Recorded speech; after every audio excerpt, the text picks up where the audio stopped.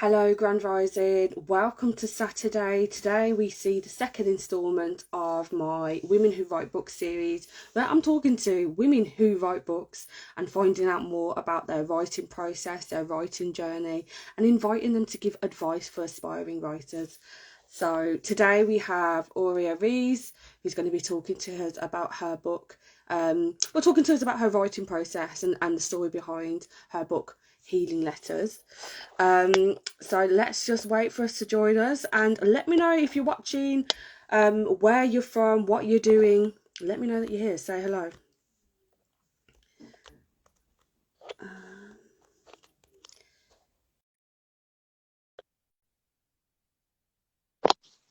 Okay, Aurea is going to join us shortly, hopefully.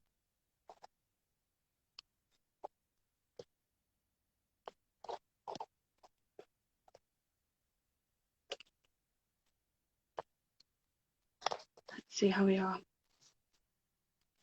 Aurea, I think you're in the room. I've just sent you an invite so that you can join the live. Let me know if you can see it.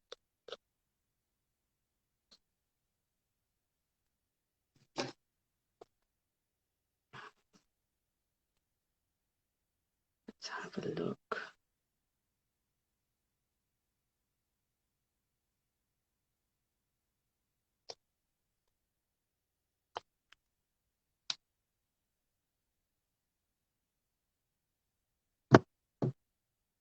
Can you see it? Oh, it says you're not able to join. Why is that? You've made it, yes. Great. Can you hear me? I can hear you and I can see you. How are you doing? I'm good. I almost froze for a minute because it says I couldn't share on my Instagram for some Oh, reason, and I thought I couldn't join as well. do you know what? I'm kind of expecting that there will be some sort of technical issue when I do these, but I think we're just used to it now when we're trying to do Zoom calls and team calls and things happen. But you got here, you made it, and I'm I grateful. did. I did. How are you doing? Good morning, by the way. Good morning. Oh my I'm God, that's really so rude. I'm just really glad that you're here, and I just can't wait to find out more about your writing journey. So, what I've done is I've put together some questions that I'll ask you, and then towards the end, our lovely people that are watching can post in some questions in the comments, and we can go through those bit by bit. Um, how does that sound? Yeah, it sounds fantastic. I'm seeing you with a bit of delay. I don't know if it's my internet. What is it? Yes, but yeah, it sounds good. Okay, awesome. I'm getting you in real time, so I wonder if it's mine. We'll figure it out. Yeah, that's fine. Yeah, internet and technology. I'm not an expert, and I really don't like it. So, for those watching who don't already know who you are, tell us who you are and where you're based. So I'm Aurea Reis. I was born in Angola, Africa, and then I moved to Portugal in '92 when the Civil War started, and I lived there until 2008 when I moved to UK. I lived in London for months. Mhm. Which for me was madness because London is it's just so busy, and I wasn't used to that. And now I'm living in the West Midlands, Wolverhampton, for 14 years this Yeah. August. Seems like yesterday, but it's a lifetime now. Okay. Oh, you're not too far from me. I'm in Warsaw, just down the road. Oh But yeah, 15 minutes, I think. Yes, and I'm a single mother of a boy, 11 years old, which is like an author as well.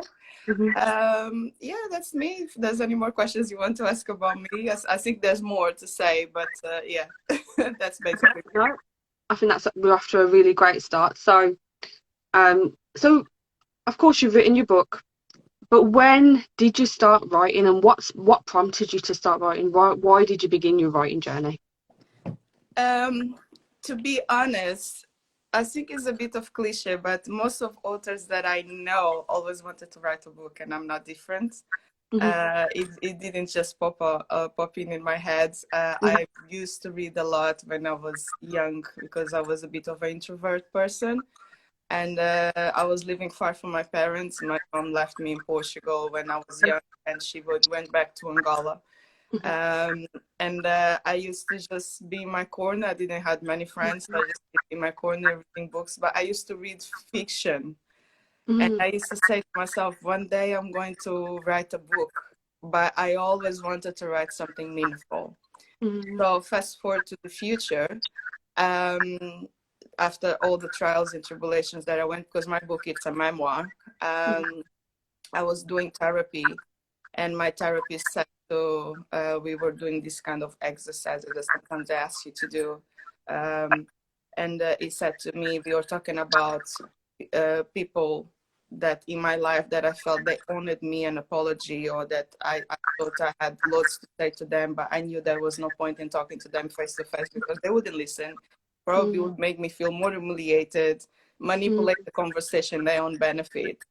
And so he said, why not write letters or maybe put into a diary? Because although I'm a writer, I'm not a journal person. I actually sometimes call myself the fake writer because I don't do journals, and it just doesn't work with me. I do notes in books like for work and everything else, but for other things as writing, I just can't. When I was writing, I was doing it, but before that, I wouldn't do it.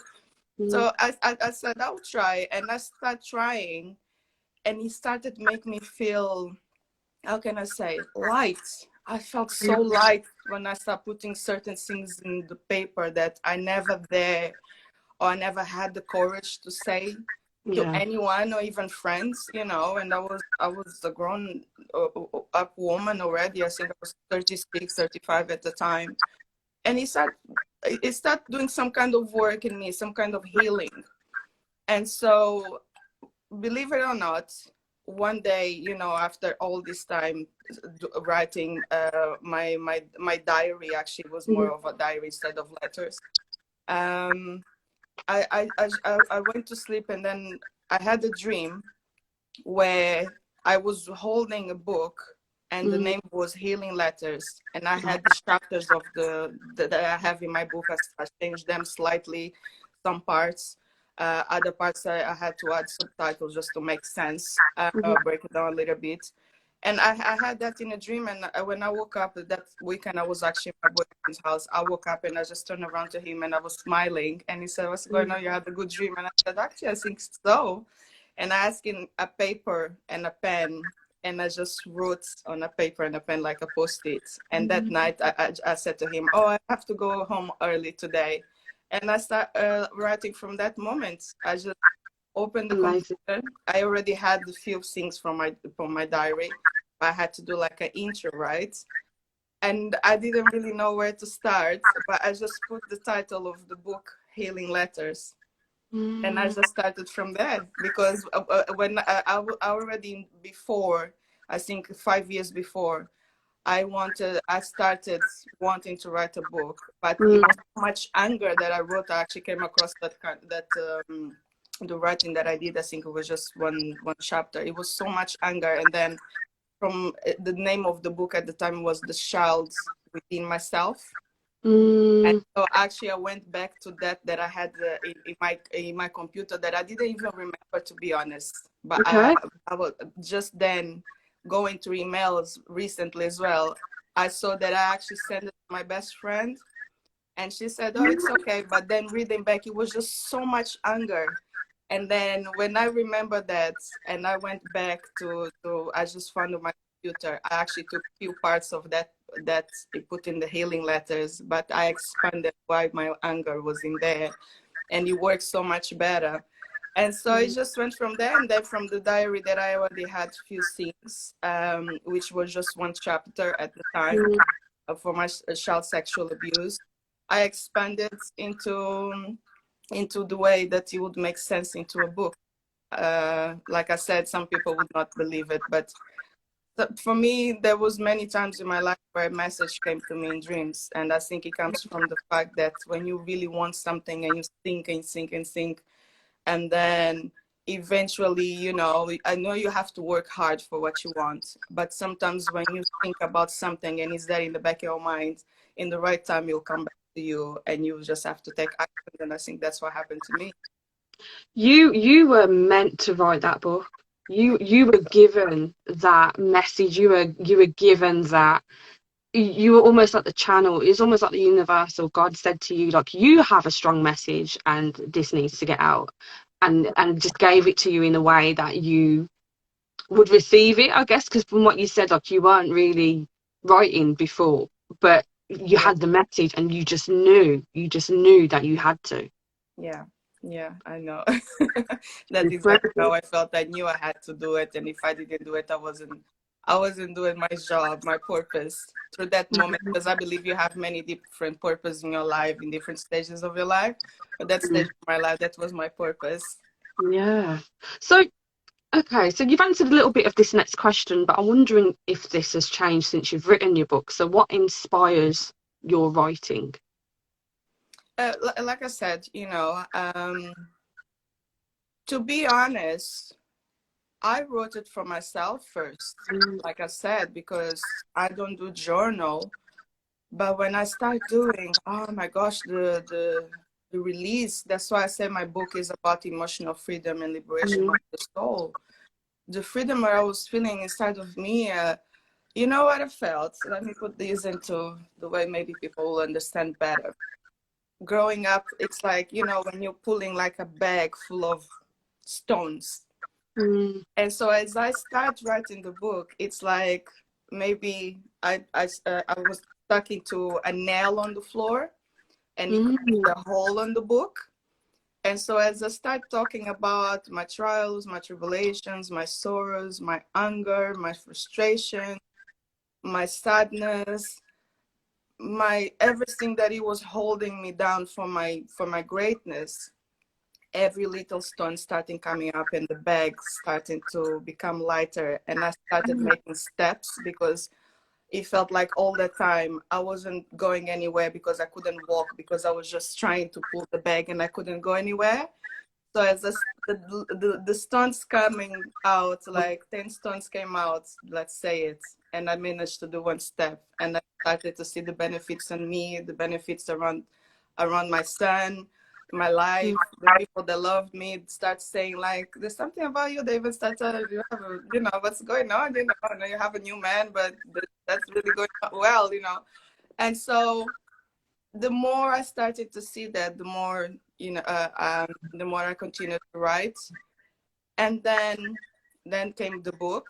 mm, And then when I started writing the book, the way it was painful at the same time, because I tell you, for people out there wanting to write memoirs, it is painful, mm, because the truth is you have to go. If you want your book to be as honest as you want it to be, and for people to really understand where you're coming from, where you are, and where you want to go in life, and if you want the book to help other people, as in the end that was my main goal, to have the mm, book published, you have to be raw and honest. And I really, many people, the first word they say, I never know. It is one of the rawest memoirs that I have read, because I really went into it. I didn't spare anything that was stuck in my throat. mm, And it is painful because, for example, in my book, I speak about child sexual abuse, I speak about domestic violence abuse, postpartum depression, other topics. And you have to go to that moment. mm, It's like you go back to the past. Uh, Talking about the first chapter, which is the child sexual abuse, you have to go mm, out of the body of a 35, 37-year-old woman and go back to that 6-year-old child.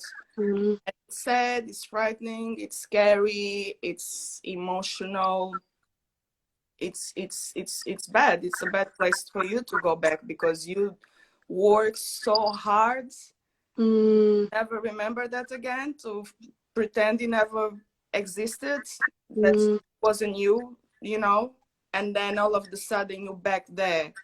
mm, And you have to go there, and you have to write exactly as you have now, as shows. No mm, one obligated me to do so. And then you have to remember yourself to come back to the present, mm, you know and it might be confusing to some people, but it is very hard. Mm. It is very Uh, painful, I'm very going to very you painful. right there because uh, Aurea sent me a copy of her book, Yeah. everybody. So as we're starting to talk about what you've written here about healing letters, tell me about it. Tell me about the what you've written. You've touched upon it there, but like the journey that you take the reader on when they read this book. Sorry, say again. Tell me about the journey that you take the reader on when they read your book. The journey.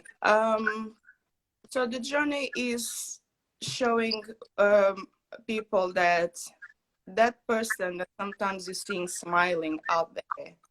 Mm, Now, when I wrote that book, it was more wanting to explain myself, although I don't mm, have to the people that mm, I love, because I have great people around me. I have a good village, good different village around me that stick with me mm, in times that honestly, I being very honest, I don't really know why they still here. They really mm, love me because there was times they were trying to help me and talk to me, and I wouldn't listen, and I would get so offended people trying to butt in my life mm, and trying to give an opinion, especially raising my child. Or maybe you discipline too much, or maybe you're too harsh.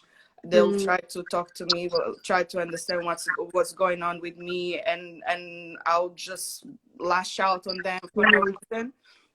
And so for me, it was important when I decided to write the book.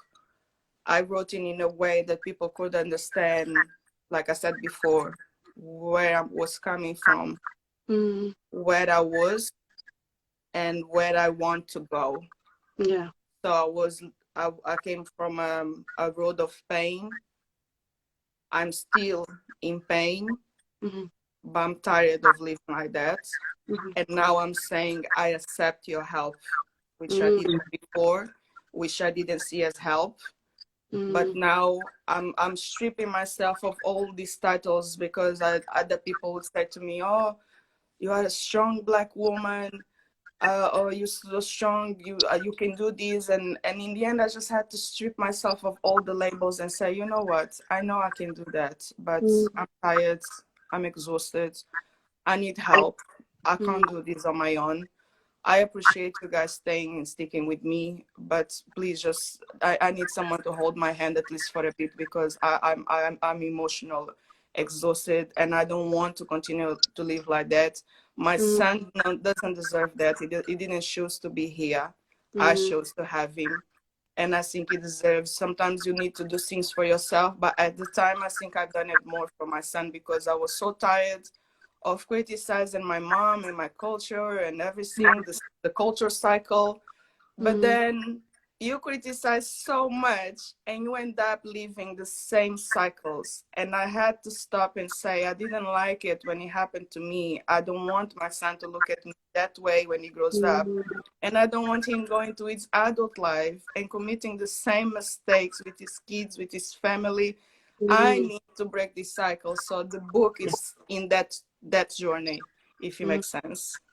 That makes perfect sense, and it sounds like a powerful read. And I know that some of you watching this will really connect with what Aurea is saying as well, because this is a story that so many I don't want to say that so many people live because all our stories are very unique, but they overlap and they're very familiar. And so, I know when I wrote my memoir, there was so many women that got in touch and said, actually, when you wrote about this, I had to put it down because it made me reflect on my stuff. And that is the power, isn't it, of sharing, your personal testimony. That's what you've been doing, and that's the space that you've been creating for other people to pick this up and actually reflect on their own lives. And just to be so honest in the way that you do, it's powerful. So with that being said, because it just sounds like the idea, it just arrived at you and it was given to you and it was powerful, and you really listened to that, because you could have dismissed that dream, you really could have done, but you didn't. You listened to it.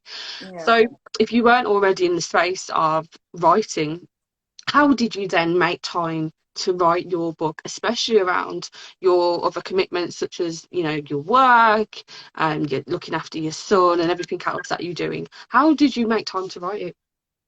Oh my God. I wrote my book, I think was it was 4 months. Listen, at the time I was working I was at my old job in Birmingham, which I had to take 2 trains. I had to wake up in the morning, take the kid to school, go to work, come back, pick him up, take him to activities. So my son normally would go to bed around 7:30, 7:30. And so soon he would go to bed. I start making the effort of going to bed at the same time, because normally I'd stay awake another hour just to organize things. So while he was having dinner, I was organizing everything and then go to bed at the same time. And so for 4 months, basically, and from Monday to Thursday, I wouldn't allow my boyfriend to come over, because sometimes he would finish work and come stay with me. But then I said to him, no, because I have to wait for you. You come around 9, 10, it's too late, I'm tired. Let's just start making like another routine of seeing each other from maybe Friday to Sunday. It was a bit strange for him at the time. He actually thought I was a bit distant, but you have to make the effort. You have to compromise something. And at the time, that was one of the things I had to compromise. I think if your relationship is strong enough, you don't have to be scared of doing things like that. So then I used to go to my room and for half an hour, just try to cool down. Put some candles on, maybe say a prayer before, meditate, whatever you wanted to call it. There's many different religions out there, so I don't want to just say prayer. I think meditation, prayer is the same for me. And just cool down for a minute. Some days nothing would come because I was just too tired. Maybe something really stressed me during the day, and I'll just lay down and actually go back to sleep. But my days of working, my times of writing would be from that moment until around 6 o'clock midnight. So by the time I have go to sleep, you are alright, your mind is still there buzzing, but no. And I used to put like the clock midnight. That's so good. I need to finish now. And so go to sleep, your mind is still buzzing, sleep not sleep, 1 o'clock, 1:30, sometimes 2 o'clock in the morning. I was so exhausted. It was like I just birthed a baby and went straight back to work. So my manager was, you're always so tired, what's going on? I don't know, I can't sleep at night. That was my excuse. But I managed to do it. And sometimes when my boyfriend was in competitions with his work, on the weekends, take that weekend, go in the morning, do some things with my son, but then for afternoon just go to my room and do some writing. Every opportunity that I had, I disappeared on my friends. They will invite me for things. Oh, I can't, I'm working this weekend, lies. And then when I decided to start publish the book, and then decided to start marketing the book and put out there that I wrote the book and it was going to come out soon, everybody started texting me, oh, is that why you disappeared? I thought you were just strange. So this girl is becoming more antisocial every single day, because I'm a quiet person. I like my house. And so that was basically what I had to do. And sometimes because I had to travel, I had to take two trains to Kings Norton, where was my work. If idea came in, because I have my laptop, I had to travel with my laptop back and forth. If I would leave the laptop, if I had the laptop with me, I'll just remember something and write straight away in the laptop. At the times, because I knew, it's only 5 minutes until I get to my station, just make a note on the journal. Then I was journal, but it was when I was writing the book. So moments like that, or go to my boyfriend's house and while he's cooking, or doing something, how long you gonna take it? Or 1 hour, open the laptop, okay, let's write something more. So every minute, every hour at the time was very precious. But because even when I was in university, my studying times were at night. I can't, it's when everything is quiet, you hear the silence. That silence. Oh my God, silence is such a wonderful thing. I don't know, some people don't like it. I do know, because when I was in going through all that, my trials and tribulation, I would be scared to sit in silence because Mm. of my demons in my head. But now that I cleared all of that, I love my silence moments. And sometimes when I was there, just sitting there with my candles on, feeling, letting that silence coming into me, oh, it Mm. was just so powerful, and I could feel that warmth in myself. And it was like a music, and then your fingers just there dancing with the music. I can't put into words. It's just, you need to feel it. It's amazing. What I'm picking up here, and this was similar to when I spoke to Kate Rose on Thursday, but when you're writing your book and you've got the vision for your book and it's here and you know you want to do that and it's here, there are sacrifices that you have to make, and it's worth it because you know what you're doing. And Yes. then when you're making those sacrifices, it's about using the time that you have, like any spare moment. Like you said, you're on the train, you're writing something, or you go visit your boyfriend, he's cooking, okay, laptop open. It's about just making those opportunities during the day to start working on the vision, and you were committed. So Yeah. I love that message. Yeah, I remember sometimes you'll say to me, "Oh, you brought your laptop, you're working." And at the time, I didn't say to him I was writing a book yet. Okay. Yeah, I just have to finish this report. I forgot. Mm. But he was the first person I said I wrote Mm. a book, because when I sent my first chapter to my publisher, Masha and Publishing House, she came back to me and saying it was powerful. Mm. Please continue to write because I'd love to publish your book. I Mm. went to him. I was so ecstatic. Oh my God. I don't know how much.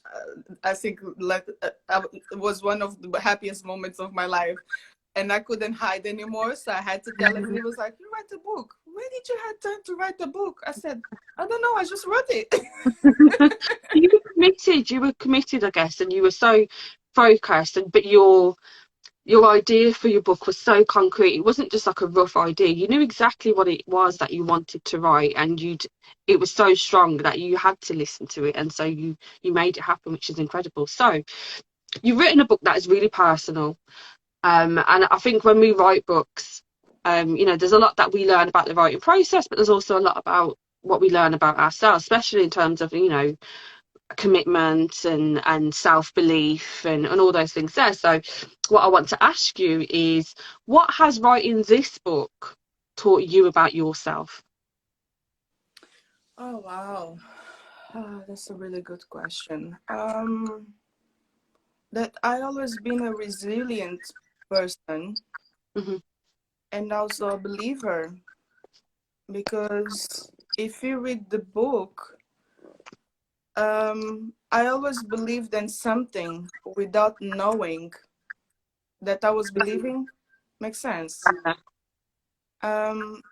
Because there's times, without wanting to spoil the book, where I think about suicide, but then something always pulled me up twice, Mm.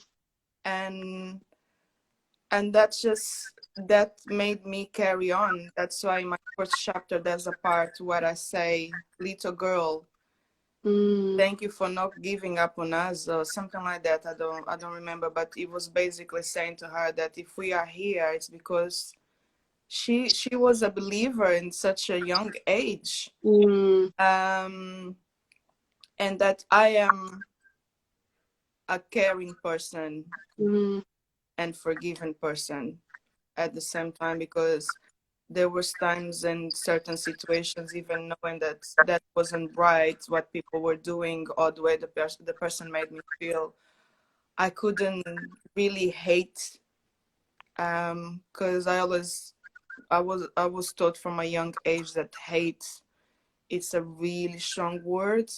Mm. I had to learn to forgive as an adult, but at the same time, it's amazing that I didn't hate, because I don't know if you really hate someone you're able to forgive. If Mm. I just don't know. I felt anger, but it wasn't hate in the way the thinking, "Oh, kill the person," because I think for you to really be able, kill someone that did something towards you, you really need to hate. I don't even ever want to feel nothing like that.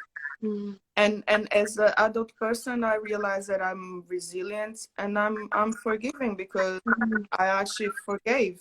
I did I forget? No, there's moments I remember, but I don't, that those moments don't hold me down anymore. Don't make me feel that anger, that wanting to still say something. If I see a person, whatever, you don't live in my head anymore. So that for me says that I forgave the person. I think that's the only way I can describe forgiveness, is knowing that the person, it's not there in my head still telling me negative things without telling me negative things. It's my own mind telling me things, but in the voice of that person, if he makes sense.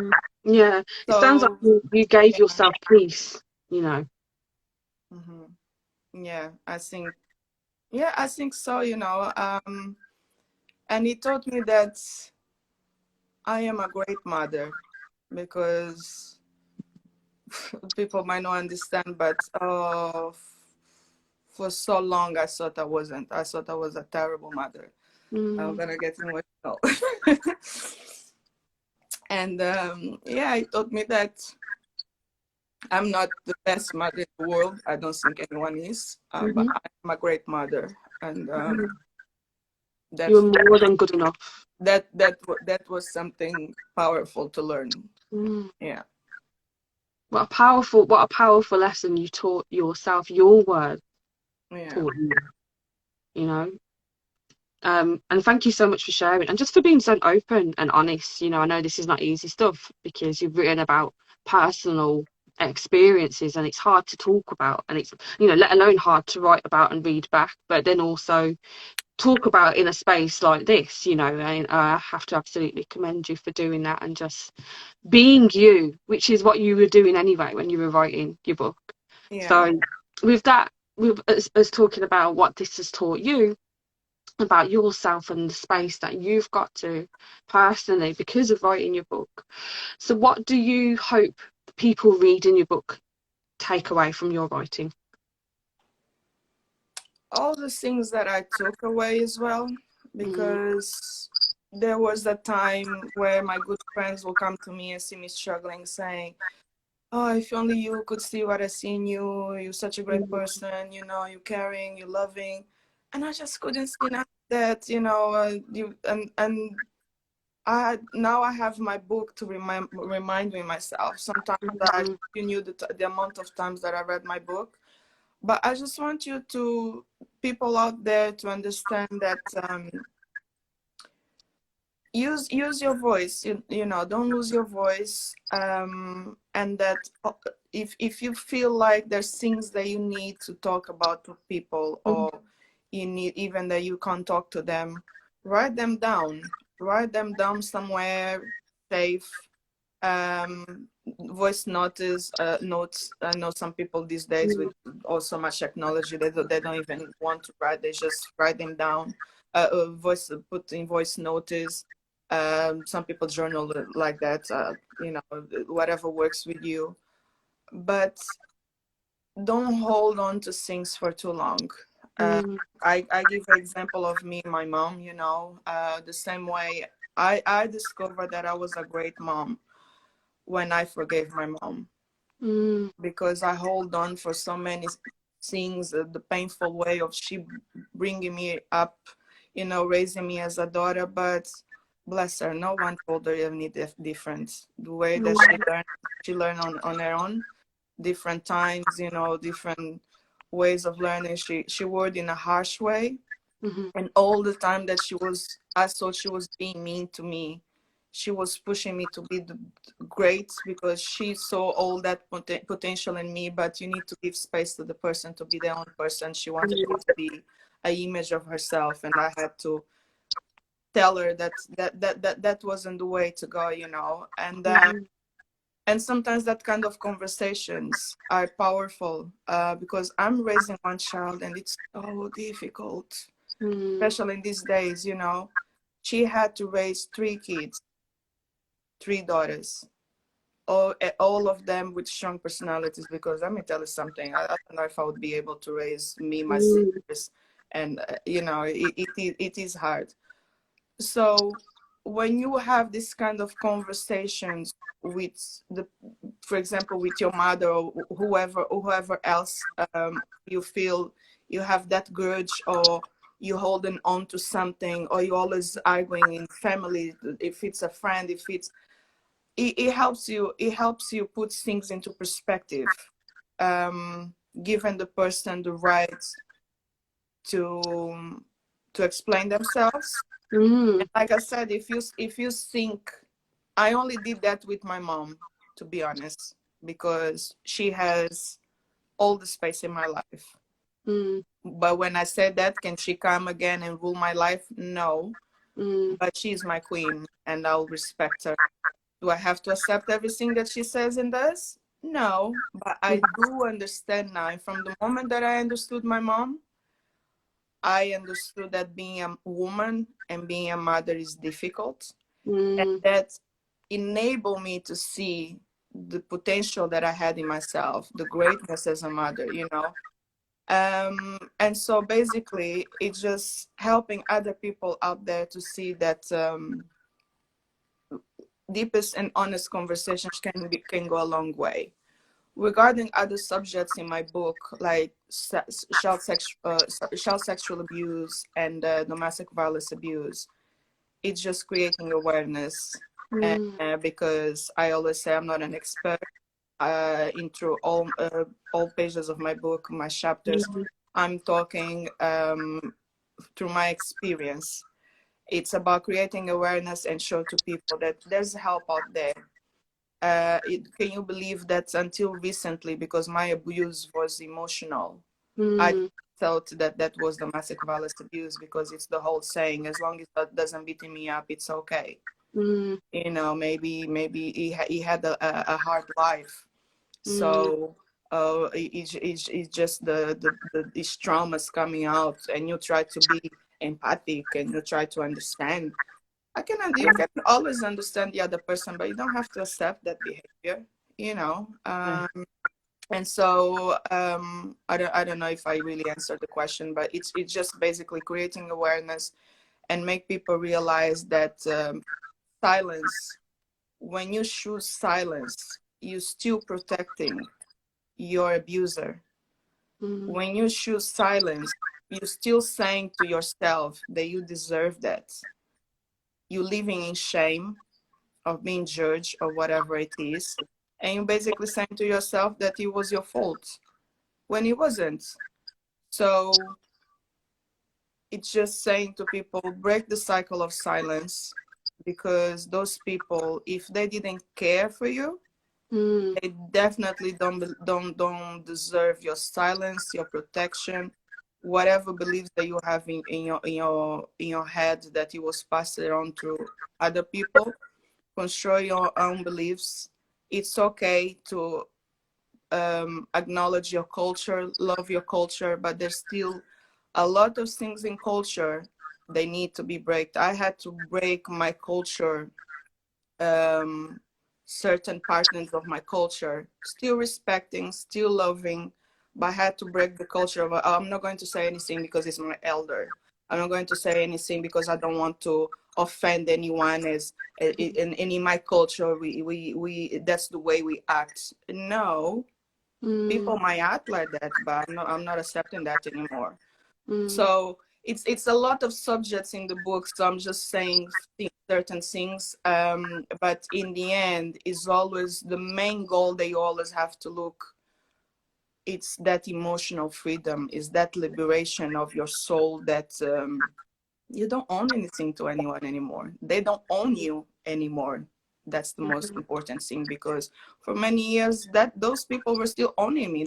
They were still in my head, whatever decisions I was making, whatever action I was making, because it is proven scientifically, whatever traumas you went as a child impacts on your adult life. You sometimes having certain behaviors that, me talking from my own experience, I would go home and feel embarrassed of myself, but I wouldn't have the guts to go and say, I'm sorry, I was wrong, please understand, because I didn't want to go to the deepest of the roots. Because if the other person asks me, but why did you act like that? Why you keep acting like that? You have to go deep. Are you ready to go deep? You know. So yeah.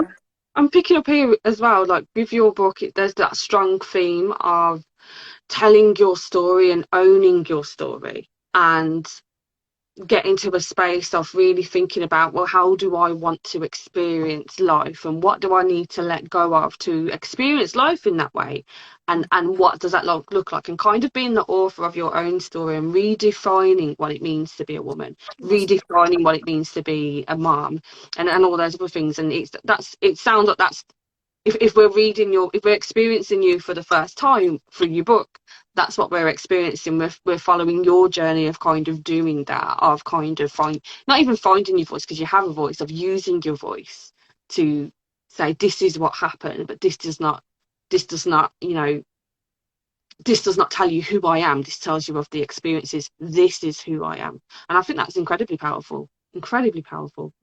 Yeah. So with that in mind, I mean, it just sounds like you've been on an absolute incredible journey personally through writing your book, but you've written a book which is a massive achievement. It's not easy, it is hard, but you've done it. And I'm also aware that we may have some aspiring authors who are also watching this live, who are thinking, you know, who are listening to you and thinking, wow, you know, she can do it. Why can't I do it? Actually, I'm interested in doing it. So what advice would you give for aspiring authors? Well, like we said before, you need to be ready to compromise something. I can only talk about my author journey writing a memoir. I don't know how it is to write a fiction. Although I was watching your live the other day, and the lady, she gave really, sorry, I forgot her name, but she gave really, yeah, Kate, that's it. She gave really good advices about when you're writing as well. And for me, a memoir, it's like I said before, you need to be ready to compromise some things, because if you continue to say, oh, I don't have the time, well, then you'll never write that book. Because one of the tips, for example, you can always do, like I said, voice notes, and then when you have the time, you write them. Or if you have young kids, you know, you can do the voice notes and negotiate with them to write for you. I think it's called the ghost writers. If you can afford that as well and pay someone else to do that for you, you do the voice notes and they write for you. But if you want to do that journey on your own, it's finding the time and compromise something. I think you mentioned about Netflix. I am a Netflix person.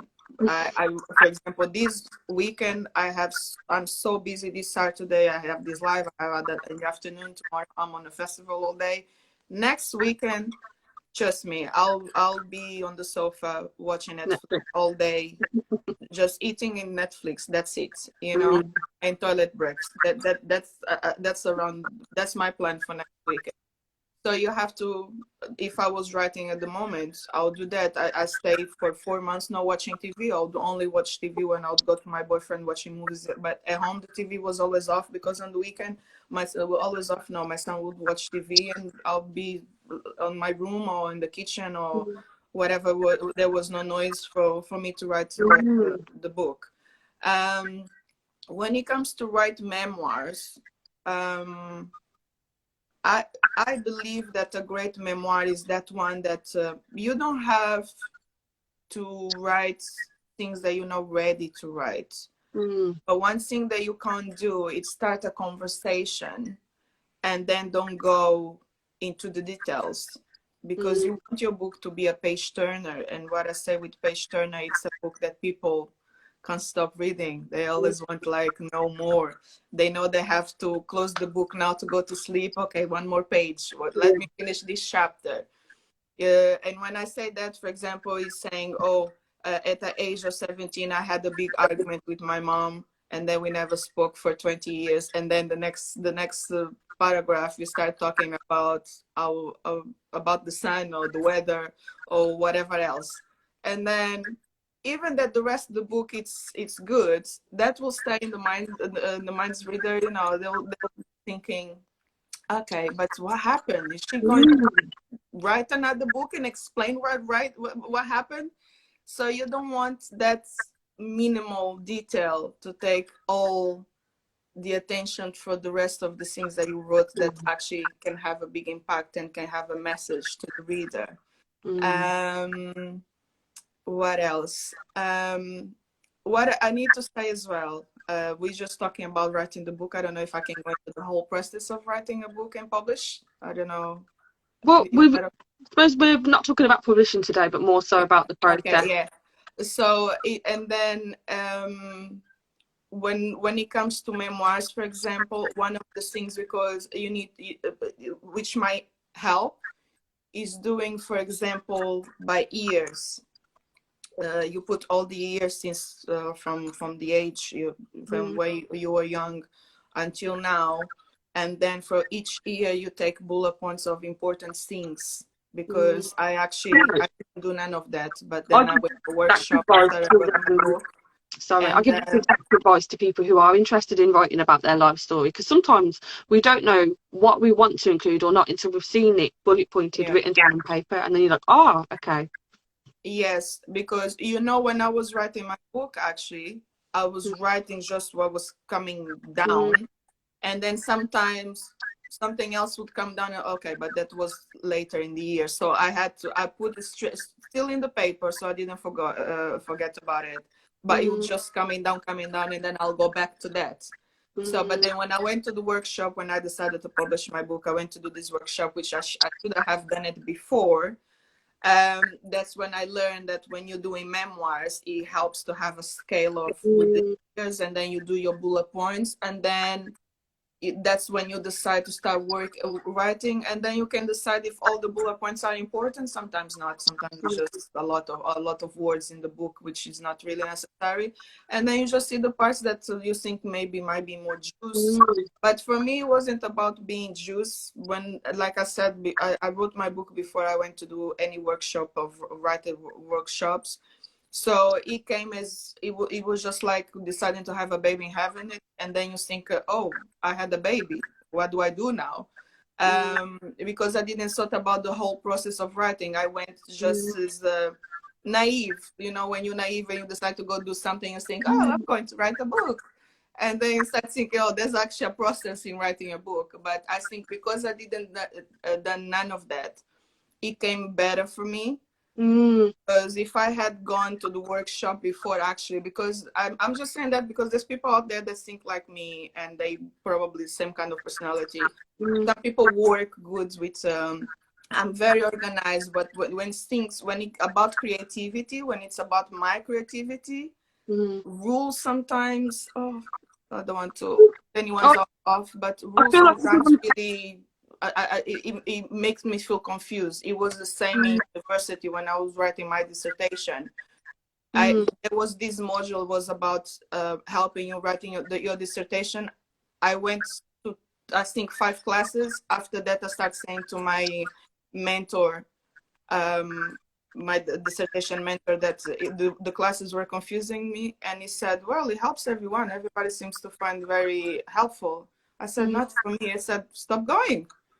So I stopped going, and I stopped struggling with writing my dissertation. And in 1 week, I wrote almost 5,000 words, So for me, writing the book was the same. I'm sure that if I had done that workshop before, I would struggle to write my book. But because I wrote the book, and when I went to the workshop, there was exercises they were asking me to do. And I said, I don't know if it makes sense I do it, because I already wrote the book. You already wrote the book. Yes, I finished my book. I thought this workshop was about something else, but I still done the workshop. I stayed until the end. Well, I enjoyed because I got the stuff. Is that everybody has their own writing process, and there's no real right or wrong way to do it. But it sounds like you really know what works for you, and you really kind of lean into that and you follow that. And so as a result of that, your book was written so organically and authentically, because you were led by what you knew. Like, it was in your mind, the vision was so strong, you just kind of followed that. And so I'm really grateful that you're sharing the insight into your process, because there are some people who will plot and plan and will follow guidelines, but also there are others who just have a feeling, You know, they just have a feeling and they follow that. And I suppose it's really important to show that there's different sides of that. So thank you so much for answering all my questions and for just talking about your writing journey. It's so important. And I know my big thing is that before you write a book, a lot of people do want to know about the publishing process, but if you learnt all about that, you're going to feel additional pressure when you write the book. It won't be authentic. So So it's better true. to write your book and then figure out what it is that you want to do with it. But thank you from me. I'm just conscious of the time, actually. It just ran away with us. We do have time for some questions from our lovely It's okay. audience. I'm not in a rush, Anika. My other engagements is just in the afternoon, so I'm okay. Don't worry. No, that's fine. We'll go till 12 like we normally would anyway. But you lovely people watching who have listened to Aurea tell her story, talk about her writing, if you've got any questions, please post it in the comments now and we've got time to go through them. And I'm just going to scroll back while people have a think about what their questions are and see what comments we've had left. We've had a few. Quite a lot actually. So good morning to everyone. Jonathan said good morning to beautiful, intelligent young women who would make great role models for Specsavers. Yes, sponsor us. Jonathan, you're a funny person. Alicia said that's a powerful statement. So I think you dropped some real gems while you were speaking, and people are connecting with them. We've also got what else did we have? Such an amazing, strong, courageous, remarkable woman, and to write about everything that has happened and to put it out into the world is such brave and powerful thing, inspiration to others. Amen. A great mother to beautiful, handsome young king. This is all Jonathan, by the way. He's very complimentary. Michelle has said motherhood can be a great motivator for achieving your dreams, and it sounds like it definitely was for you. Jonathan also said ice cream and Netflix. Adina said love Aurea, she's such an inspirational, beautiful soul. And another one from our Jonathan, Aurea is an amazing woman with an amazing story and journey, and through her book it will be so insightful and helpful to so many people. Amazing woman and amazing mother. Thank you. Thank you, everyone. I really appreciate your message. I'm sure. Does anyone have any questions for Aurea? Let me know. But it just sounds like, you know, what you've shared has really connected with people anyway. I'm not sure if people are actually watching, if you've read Aurea's book or not yet, but just love the lovely words that they're leaving for you. They connect with you. They see you. Yeah, hopefully, yeah. They do. They see you and they really connect with your story and your words. And I think that's powerful and also reaffirming, you know, when you do put your personal stuff out there, it can be terrifying because you're feeling all sorts of things, but you did that, you know? It is, Anika, is very scary. It is very scary. It is a lonely place in the beginning, but then I think I'm starting to fall into that. I'm starting to accept, because in my head is like, if I say it, and like I said as well, there's different religions like that, but for me, if God allowed me to write this book and the book is here now, then that was my purpose to write the book. Now my other purpose is to put the book out there, help other people. And even with the whole marketing, which is quite difficult for me, in my mind is always go as further as you can, as further as you are allowed, because when there's no other place to go, it's because you reach your destination and you achieved your purpose. So that keeps me motivated, but at times it is a lot. But it is an amazing experience. I'm very happy, especially with the reviews that I have had. Like you said, people come to you and they see themselves in your story and they take things from your book that they never thought about it. I had people coming to me and saying, you know what, after I read your second chapter where you talk about your mom, I started looking at my mom completely different, and I sat with her, I had a conversation, and it's amazing the relationship we have now. You know, things when I spoke about my son, which is my last chapter about postpartum depression, where I didn't connect with him from the beginning, and then the work that I had to put, and people saying to me, didn't you felt scared of talking that and people judge you as a mother? And I said, I was already judging myself. So whatever other people would say about me wouldn't bother me because I was my own critic. And let me tell you, when you are your own critic, you are really cruel on yourself. So everything else that other people had to say to me, it wouldn't bother me. So yeah, when you put that in, and when I said that to people and people saying that's so right, and they start feeling differently about their kids and the way they want to do work and start therapy. I come from Africa culture. We don't do therapy. That's like you tell that to an older person, they say, oh, you have to go to work, keep yourself busy, you know, you have too much free time on your own, on your mind, on your hands. That's why you're feeling like that. So I was doing therapy in silence. Not many people in my group knew I was doing therapy, and I chose to do it. And when people read that, I had people, African people coming to me, Caribbean people coming to me, and Asian people coming to me saying, you know what, I started doing therapy and I can see the benefits. Thank you. So that was all worth it, you know, all the pain I felt writing that book, you know, not that book, my book. It's all worth it now, and I'm happy for that. I think my purpose is being achieved slowly, step by step, and I feel accomplished by that. So we've got two questions, one that I'm going to answer, and I'm going to throw the last one to you, okay? So we've had one from Jonathan who said he's thinking about composing a book of poems. What is the best way to go about and start doing that, the process? Write your poems. Write your poems. I would also say go into bookshops and have a look at the books on the shelves to see how they are structured and what the layout will look like. That's what I would start with personally. Is that Jonathan? Yeah. Jonathan, you know what? Actually, connect with Adina slash 1962, because she's actually an author and she wrote a book poem, and it's amazing book.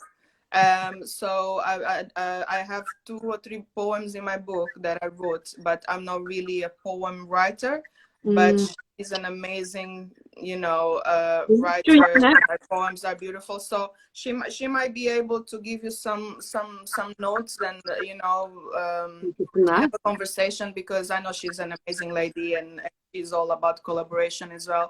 So I don't think she'll mind it. She's actually here and she's always supporting.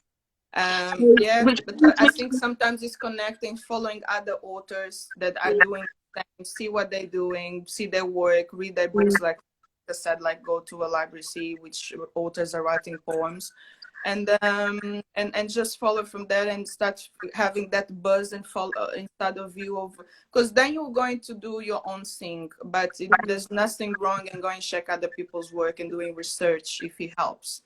But at the same time, keep your own your flow, your flavor, your own creativity. Like I said, you know, if you have your own way of work, it's okay to research other people, but your own thing. That's what my advice is.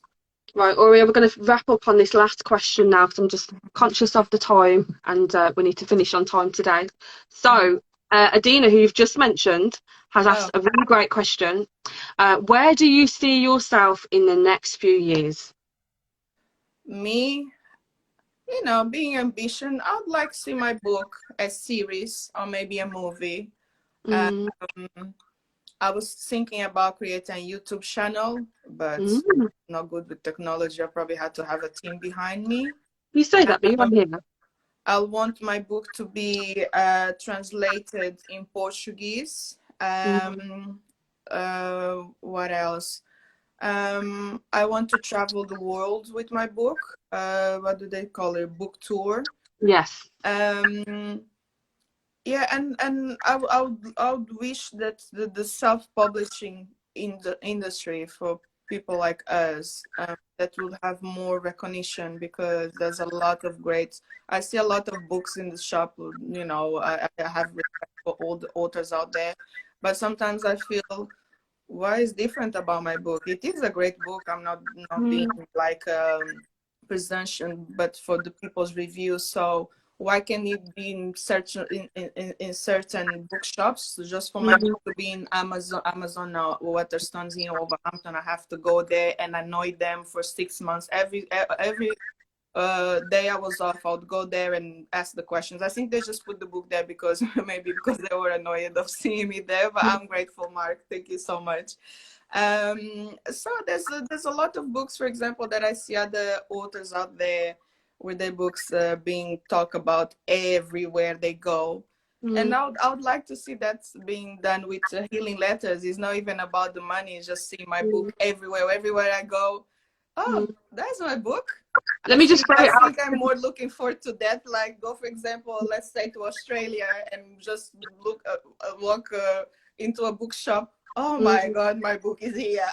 Let me just throw it out there. The difference between self-publishing and traditional publishing is that they'll have a marketing team behind them and investments, whereas self-publishing you don't. But the beautiful thing is that you have social media, so you have to do your marketing yourself, and it can be really challenging. But I've done it. I've published nearly 10 years ago and many books since, and I'm here, and you can do the same. And it's things like this, you know, Instagram lives. A lot of marketing is about building relationships and building a following, and you are more than doing it. You're doing a really great job, and your book is going to reach the hearts of the people that need to read it. And it doesn't matter if it's 10,000 or 10 people, it's going to touch people and make a difference. And I just want to say thank you. Yeah, thank you. Yeah, I had a friend saying that to me as well. It's going to touch the people that need to be touched. And that's so, yeah, that's so true.